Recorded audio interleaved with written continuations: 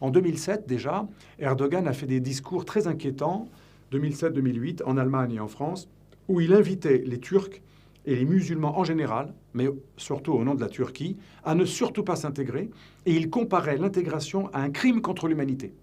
Et là, ça commence à être inquiétant. Deuxième chose, il a commencé à reprendre en main les mosquées contrôlées par le ministère turc de l'Éducation et de la Religion. Et ces mosquées contrôlées par le ministère turc de la Religion, le Diyanet, qu'on appelle DİTİB en Europe, elles ont été reprises en main par les islamistes durs qui sont autour d'Erdogan.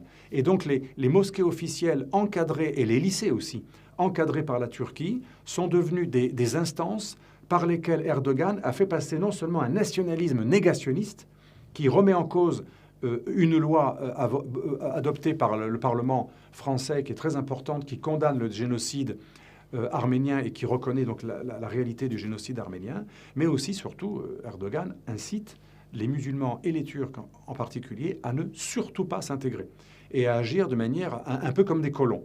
Et ça, c'est en contradiction totale avec le principe français d'intégration et les valeurs républicaines. D'ailleurs, le responsable de l'islam turc, qui à un moment était le chef du Conseil français du culte musulman, Ahmet Ogras, a été peut-être le chef du CFCM le plus virulent qu'on ait jamais eu, qui a ouvertement traité de malade mental un Premier ministre français, M. Valls, à cause de l'affaire du voile, et qui a véritablement diffusé ce que j'appelle la stratégie de la paranoïsation.